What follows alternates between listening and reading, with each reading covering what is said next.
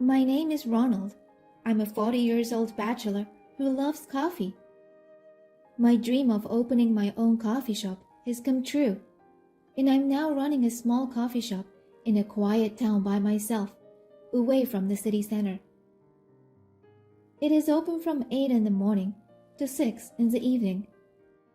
Thanks to the local customers who come at different times of the day, that even though I'm single, I'm enjoying my life. For some reason, the signature dish is Spanish rice. At lunchtime, the coffee shop is always crowded with local regular customers who come for the Spanish rice. One of the customers, who happened to be a tourist, ordered the Spanish rice, then posted it on social media, making it even more popular. Today, at the end of lunch hour, when the number of customers entering had reduced a bit, a woman and her daughter came inside. "Welcome," I said to them and guided them to their seats. The mother looked a bit younger than me, and her daughter seemed like she'd in her second grade of elementary school. As I guided them to their seats, I noticed that the clothes they were wearing were stained. The daughter's clothes were tattered at the cuffs, and the mother's face looked slightly exhausted. I was a little concerned, but I decided to hand them the menu. "Excuse me." The mother approached me and said, "One Spanish rice, please." She ordered with a low voice that nearly sounded like a whisper. I wondered for a moment if one was enough. "Certainly, ma'am." Then I went into the kitchen to make the Spanish rice she asked for. I watched them from inside the kitchen. I don't think they are tourists. It's because they are not carrying any luggage. But somehow both of them have a downcast look on their faces.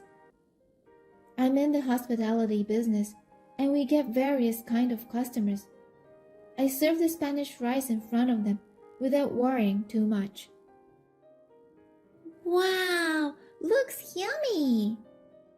The daughter cheered when she saw the Spanish rice. "You can eat it, Sandy," the mother said to the daughter with a smile. "Would you like me to bring you anything else, ma'am?" I asked the mother. "No, thank you very much," the mother replied politely. The mother gently watched as her daughter happily ate her Spanish rice. I was doing other works, such as putting away coffee cups and cleaning some tables. About 30 minutes after I served the Spanish rice in front of the mother and daughter, the mother called out to me. "Excuse me." I came closer to their table and asked, "Yes? How can I help you?" The mother frowned sadly. "I'm sorry, but you can call the police." I was surprised at her words. I thought I did something wrong. "Why should I do that, ma'am?" I calmly asked. Then the mother continued her words. "I'm sorry, we don't have any money to pay you," she said in an apologetic voice. "I beg your pardon?" I froze on the spot, but the mother kept frowning. "I was eating and drinking at your coffee shop without paying, so you should call the police, since it's a crime," she replied in a sad voice. The daughter looked at her mother in a harried manner, unable to hide how upset she was. I had a feeling that they must be facing some sort of complicated circumstances. "Would you tell me why did you decide to order it even though you don't have any money to pay?" I asked her calmly. "I was planning to eat and drink without money from the beginning." After hearing her words, I finally convinced that they are in trouble. "Could you ask someone like a family member or a friend to bring you some money?" I asked the mother again. The mother just shook her head. "You should call the police," she insisted.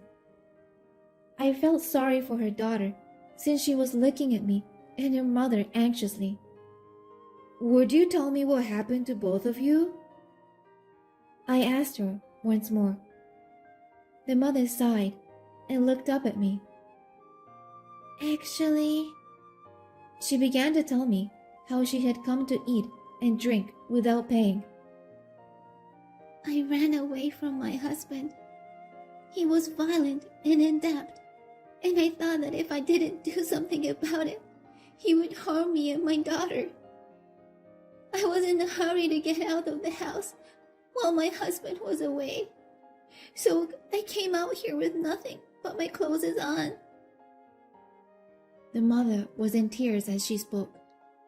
The daughter, listening to her mother's story, was holding back her tears while her eyes turned bright red. After I found out about their circumstances, I began to think about how I can help them solve their problem.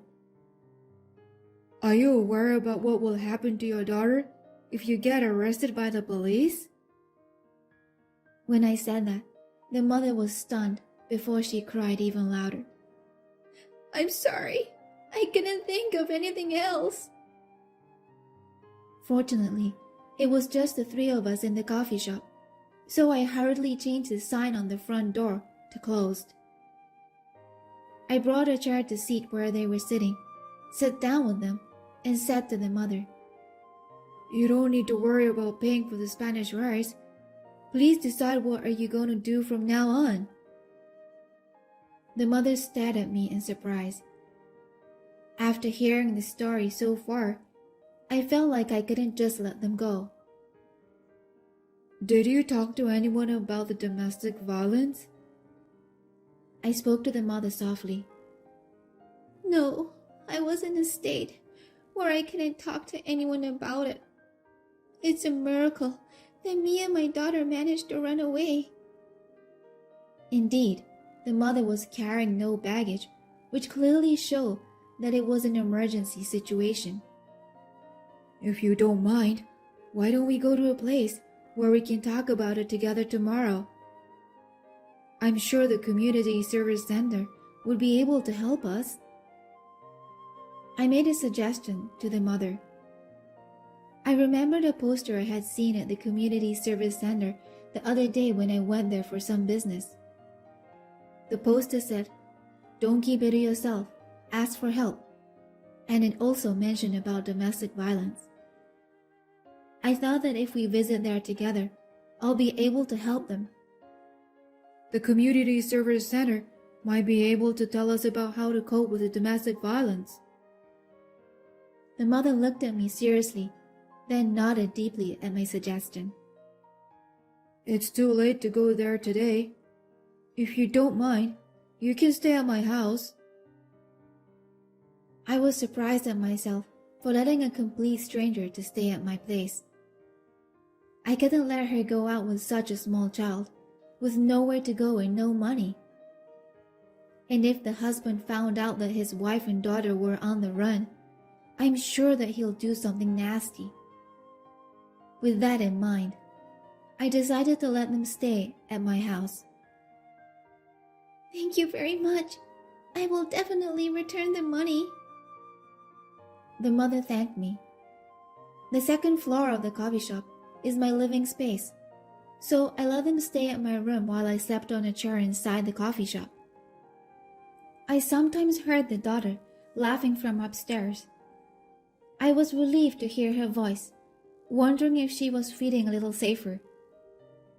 In the morning, I made them both ham and lettuce sandwiches. I served coffee to the mother and orange juice to the daughter. "Are you sure? You let me stay over and even care for our breakfast?" the mother asked me. "It's okay. You need to eat and take care of yourself, right?" I said while lifting up my fist. The daughter smiled and mimicked my pose. The mother sipped her coffee. "This coffee is so delicious. Thank you so much for everything," she said with tears in her eyes. After breakfast, we headed for the community service center. When we arrived there, we found out that we were able to have a consultation with the specialist. The mother told the counselor about what happened to her and her daughter. There is a shelter for mothers and children who were victims of domestic violence. If you would like, we can introduce you to that facility. The counselor told the mother that she could stay at the shelter with her daughter. The mother agreed with the counselor. Since the shelter is an evacuation shelter, the exact place cannot be revealed to outsiders like me. Well, I guess this is where we say goodbye to each other. I bid farewell with the two of them at the center. I really hope that they will live safely in the future. I went home with that thought in mind. After that, I continued to run the coffee shop by myself, living the same life by serving the regular local customers. A year has passed since then, and I sometimes thought about that mother and daughter. I wonder how they are doing. One day, a letter arrived to my shop with no address and only the sender's name written on it. Lily Turner. I wonder if I know any person with that name. Puzzled by the unfamiliar name, I opened the envelope to find that it was a letter from the mother who had entered the evacuation shelter a year ago. The contents of the letter told me that her divorce had been finalized and that she would soon be leaving the shelter. She seemed to be doing well, and I was deeply relieved when I read the letter. However, since there was no address of the sender, I could not write a reply, even if I wanted to. At the end of the letter, she wrote, "I will come and see you at your coffee shop in the near future."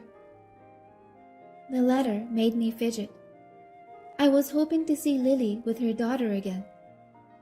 From that day on, I began to look forward to seeing them again, even though I have no idea about when they'll come to visit me. A few days later, when I was taking a short break after serving some customers at lunchtime, the cowbell on the door rang, and the mother and daughter from that time came inside with smiles on their faces. "It's been a while, Ronald. Do you remember us?" The mother greeted me. I noticed that the daughter had grown up a little too. "Hi, Ronald. It's me, Sandy." She greeted me with a big smile. "Thank you so much for your help at that time. It's because of your help that we are living a much better life now." Lily paid me, while saying that it was for the Spanish rice Sandy ate that day. She then ordered another Spanish rice. I guided them both to their seats and served the Spanish rice just like what I did that day.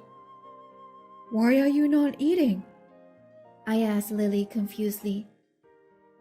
"I'm not hungry," she answered with a smile. Sandy ate the Spanish rice deliciously, just like what she did on that day. The scene was similar to that time, but unlike that time, both Lily and Sandy are smiling now.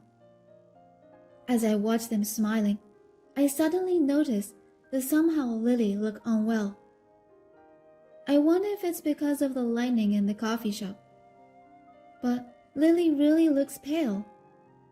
I was curious, so I asked Lily about it while Sandy went to the bathroom. Lily replied gently, "It seems that you have noticed." She didn't deny the fact. Is there something wrong with you? I asked her fearfully. "Actually, I was told at the hospital that I'm suffering from aplastic anemia." Her voice became a little low. Seriously? I was surprised. Aplastic anemia is something you sometimes hear about on TV drama or some movies, but I thought it was an incurable disease. That's all I knew, but I couldn't hide my surprise. Then Lily continued, Please don't tell my daughter about this. She looked down and said, I hope I can find a donor to cope with this disease. She looked a little sad. It's a difficult thing to find a donor, isn't it? I have only a shallow knowledge about medical treatment, but there is a possibility that the disease could progress while the patient is waiting for a donor. Is there anyone in your family who can be the donor? Lily shook her head sadly. I haven't seen my family since I got married. They were against my marriage, and I'm now divorced. Lily speaks bitterly. At the moment, Lily and I stopped talking since Sandy came back from the bathroom. I'll come to visit you again, Ronald, Sandy said to me while she waved her hand. I waved back to her with a smile. I was very concerned about Lily's disease. It would not be easy for her to find a donor. I wondered if she would ever be reunited with her family. I was happy to see Lily and Sandy for the first time in a long time. But when I heard about Lily's illness, I couldn't stand still. I knew that I couldn't leave those two alone since the first time I met them. Somehow, I feel that I really care for them. 2 days later, in the evening, Sandy came to visit me at the coffee shop on her own. Mommy has been sleeping all day today. Saying so, she sat at the counter and looked a little sad. I'm sorry to hear that. Do you want something to drink, Sandy? Sandy smiled before she said, Yes, orange juice, please. I offered her a glass of orange juice. So, is your mom sleeping all day today? I asked her what she said earlier. Sandy seemed to be thinking about something as she fiddled with the straw of her orange juice. I wondered if she might be aware of her mother's illness, even though Lily has been keeping it as a secret to her. If the disease continues to progress, Sandy may end up to be left alone. At that moment, my heart ached. Then I decided to do something. I'll tell Lily to get in touch with their family. I want her to live her life for the sake of her daughter. That's what I thought. I told Sandy, who was sitting alone at the counter drawing a picture. You should come together with your mom next time, I told her. Sure, I'll bring Mommy here next time. By the way, thanks for the orange juice. Sandy smiled. Sandy started coming to my coffee shop every 2 days after that. Even though she was just a child, she came to visit me between after lunch and in the evening when the customers were leaving. We talked about many things. As I got to know Sandy more, I gradually started to enjoy spending time with her. Then, one day, Mommy is with me today. Sandy and her mother came to the coffee shop at the usual time. Lily's face was as pale as ever, but she greeted me with a smile. Sandy seems to be coming here a lot lately, Lily said as she smiled. Yes, I am a regular customer here, Sandy replied cheerfully. She was sitting at the counter as usual, painting a picture. I walked up to Lily and whispered what I had decided to tell her the other day. I want you to live for Sandy. If you are gone in the near future, Sandy will be left alone. I beg you, please get in touch with your family. I sometimes wondered if I, a stranger, was allowed to say this much. But I really wanted them to be happy. Lily was silent for a while after hearing my words. I'm not good at thinking about the future, or rather, I always run away from it. But if I'm gone forever, Sandy will be left alone, right? I'll contact my parents then. she said with a bitter smile. I wondered if I was meddling, but I was afraid I would regret if I didn't tell her about how I felt. I knew that I did the right thing. A few months have passed since then. I wondered what had happened to Lily and Sandy, but I was sure Lily had contacted her parents. I believed her, but I still hadn't heard from her, and Sandy hasn't come to visit me. I missed the time I used to spend with Sandy, and I felt as if there was a gaping hole during my break time. It was only a few weeks, but the time I spent with Sandy and Lily had become a big part of my life. Even though I was single, I was involved with many people in my business, so I wasn't lonely. I was able to spend my days surrounded by the aroma of my favorite coffee, and I was reasonably satisfied with my way of life. But ever since I met Sandy and Lily, I have not been averse to thinking about or caring for certain people.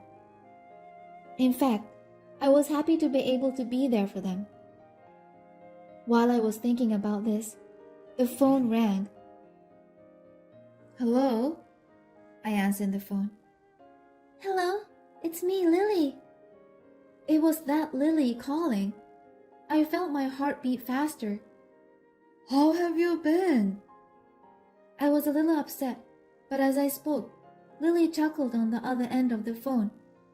I'm fine. I found a donor and had a surgery for bone transplantation. I was immediately at a loss for words at this unexpectedly happy news. Apparently, after talking to me, Lily had made contact with her parents and reconciled with them. I was truly relieved to hear that. And to my surprise, Lily's mother was the donor. Tears rolled up in my eyes when I heard that. I wiped away my tears and tried to sound calm. Thank God. I'm so happy for you, Lily, I said hastily. Ronald, are you crying by any chance? Lily asked me.